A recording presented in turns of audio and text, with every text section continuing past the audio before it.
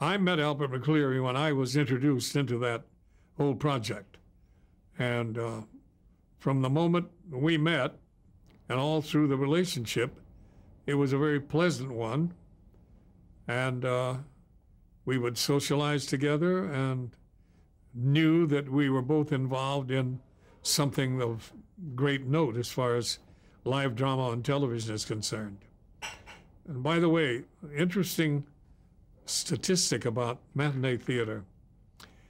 During its run, which was for 3 years, every day, we produced 666 plays of every type, from science fiction to high comedy, farce, drama, biblical, kabuki. Anything that you can think of was produced on matinee theater.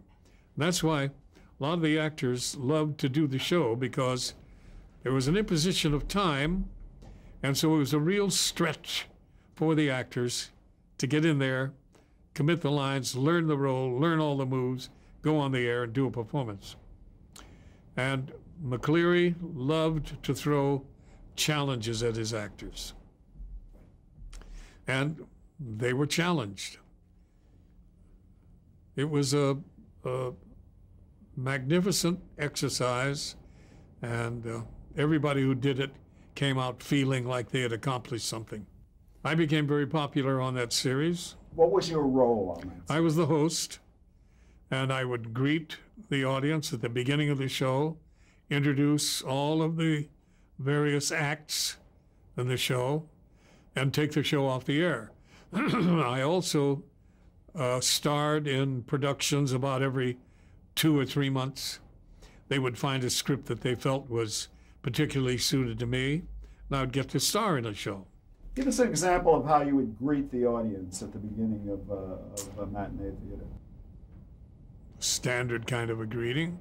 Welcome to NBC's Matinee Theater.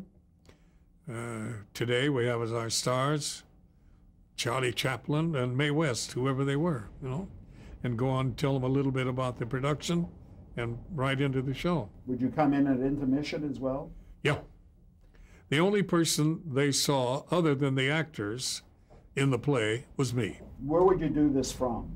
I had a little satellite studio adjacent to the big sound stage where all the productions came from. Where was that? In Burbank? Burbank, and it was one of those huge sound stages. And when I say huge, I mean huge, so much so that they divided the stage in half with a huge curtain. A drop curtain. A drop curtain that would come down and separate the production that was going on the air today from the production that was going to go on the air tomorrow. And when today's production was completed, they would fly the curtain and move all the cameras over into tomorrow's production, where they would have the first walkthrough for positions, camera moves, and so on, so that by the time they finished that day's work, they were ready to do a dress rehearsal the following morning at, I think, 9 o'clock. And after the dress rehearsal, there was a little time for notes and brush up and repair of makeup and get everybody ready to go on the air at 12 noon Pacific time, which was 3 o'clock Eastern time. Now, this program became so popular that the housewives started arranging their various chores so that they'd be able to watch the program while they did their work. And one of the chores was ironing.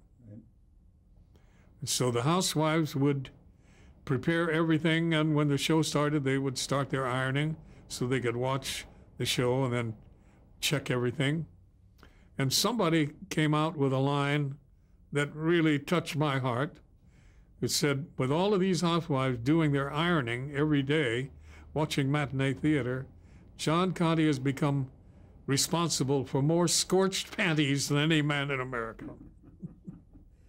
Now, since it was 5 days a week, weren't other companies in rehearsal all Yes. the time? I remember there was as many as 7 companies That's in right. rehearsal. There were about 7 companies, and 5 of them were online.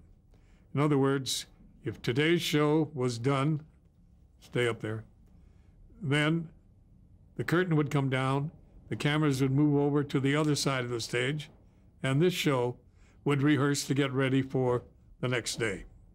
And then the same thing would go through the whole day. And the moment one show was used up, a brand new one would be put into actual stand-up production here.